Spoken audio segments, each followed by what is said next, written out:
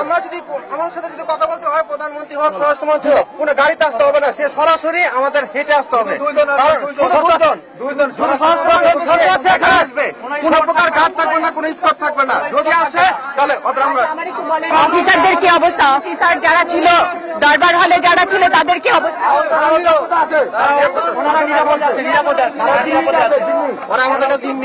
তারা অনেকে ভেঙে গেছে, অনেকে আমাদের জিম্মিতে আছে, তাদেরকে কিছু করা হয়নি। বাংলাদেশ সেনাবাহিনী যে ডিফেন্স নিছে, এই ডিফেন্স তুলে নিয়ে আসতে হবে। ডিফেন্স তুলে নিবে, তারপরে আমাদের কাছে আসবে। আমরা সেনাবাহিনীকে বলতে চাই, সেনাবাহিনী ওরা আমাদের ভাই, ওরা খুব ভালোভাবে জানে বিডিআর এর প্রতি কি অন্যায় অবিচার চলে। আমরা সৈনিক হয়ে একটা স্বাধীনভাবে চলাফেরা করতে পারি না। আমাদের নিজের ডিপার্টমেন্ট, আমরা নিজেরা কোনোভাবে কিছু নেই।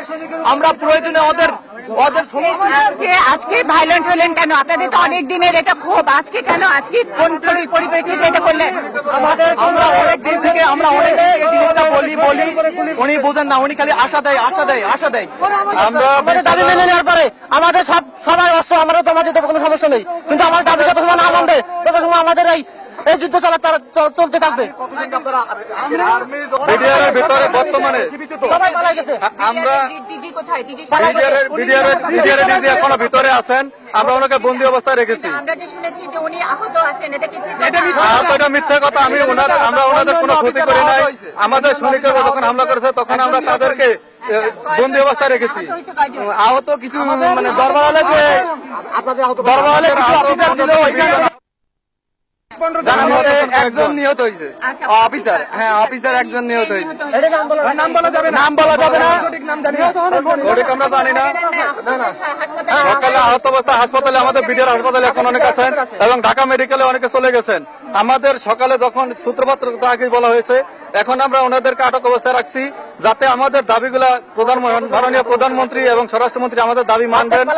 আমাদের দাবি দাবা জানাবো, আমাদের গেটের ভিতরে তাদেরকে ইন করবো।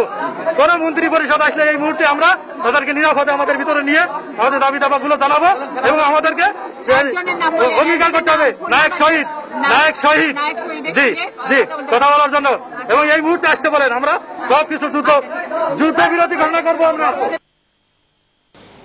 দেখছিলেন মুন্নি সাহার সঙ্গে বিশেষ এক পর্যায়ে বাইরে অবস্থানরত সদস্যরা সভায় উপস্থিত অফিসারদের দরবার হলে ঘিরে ফেলে এবং গোলাগুলি শুরু করে। এই ঘটনায় আমজাদ আলী নামে এক রিকশা চালক মারা গেছেন। বিডিআরের সদর দপ্তরের বাইরে গুলিতে আহত হয়েছে ঢাকা বিশ্ববিদ্যালয়ের ছাত্রী কামরুন নাহার, গার্মেন্টস শ্রমিক মনির, চা বিক্রেতা আক্তার, নিউ মার্কেট এলাকার দোকানদার জহির এবং ব্যবসায়ী রানা। নীলক্ষেতে এক বইয়ের দোকানের কর্মচারী মাসুদ ও কয়েদি মিল্টন। তাদেরকে ঢাকা মেডিকেল কলেজ হাসপাতালে ভর্তি করা হয়েছে। ঢাকা সেনানিবাস থেকে সেনা সদস্যরা এবং র্যাব সদস্যরা ইতিমধ্যেই ঘটনাস্থলে পৌঁছেছেন।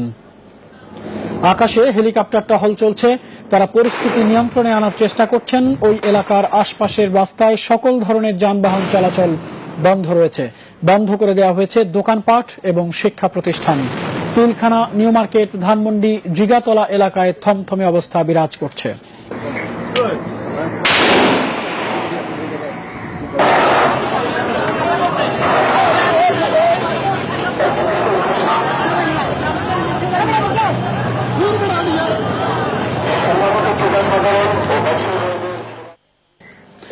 এই মুহূর্তে বিডিআর সদর দপ্তরের পাশে নিউ মার্কেট এলাকায় আছেন আমাদের বিশেষ প্রতিনিধি মানস ঘোষ। আমরা এখন তার সাথে কথা বলছি। মানস, নতুন কোনো তথ্য আছে কি আপনার কাছে? নতুন যে তথ্যটি সেটি হচ্ছে বিডিআর সদর দপ্তর থেকে আমাকে কিছুক্ষণ আগে টেলিফোনের মাধ্যমে জানানো হয়েছে। সেটি হচ্ছে যে তাদের তরফ থেকে বলা হয়েছে যে তারা তাদের কমান্ডিং অফিসারের নির্দেশে আপাতত তারা গোলাগুলি বা ফায়ারিং না করার সিদ্ধান্ত নিয়েছেন এবং তাদের তরফ থেকে কোনো গোলাগুলি আর হবে না, এমনই প্রতিশ্রুতি দেয়া হয়েছে। যদিও আমরা থেমে থেমে গোলাগুলির আওয়াজ শুনতে পাচ্ছি এবং যদিও ব্যাপক গোলাগুলি হচ্ছে না, কিন্তু তারপরও গোলাগুলি হচ্ছে। আমি আপনাকে জানাতে পারি এই মাত্র 2 মিনিট আগেও আমি কয়েক রাউন্ড গুলির শব্দ শুনেছি। আমরা আমাদের তরফ থেকে বলার কিছু নেই, কারণ আমরা নিশ্চিত হতে পারছি না যে এটি কোন পক্ষ থেকে এই গুলিগুলা ছোড়া হচ্ছে। তবে পরিস্থিতি আগের চেয়ে কিছুটা, অন্তত ঘন্টাখানেক আগের চেয়ে কিছুটা শান্ত, এটুকু আপনাকে বলতে পারি। আপনারা ইতিমধ্যেই শুনেছেন যে বিডিআর এর একটি প্রতিনিধি দল প্রধানমন্ত্রীর সঙ্গে সাক্ষাৎ বা ঊর্ধ্বতন কর্তৃপক্ষের সঙ্গে সাক্ষাতের জন্য বিডিআর দপ্তর ত্যাগ করেছেন। জাহাঙ্গীর কবির নানকের নেতৃত্বে তারা গেছেন, এইটুকু সংবাদ আমাদের কাছে আছে। বিডিআর সদর আরেকটি বিষয় আমাদের হয়েছে যে তারা গোলাগুলি শুধু করবেনই না, এই এমনই প্রতিশ্রুতি দেওয়া হচ্ছে, তারা বলছেন তারা আত্মসমর্পণ করবেন যদি তারা নিশ্চিত হন যে তাদের যে ন্যায্য দাবিগুলো সেগুলো যদি পূরণ করা, তাহলে তারা আত্মসমর্পণের জন্য প্রস্তুত।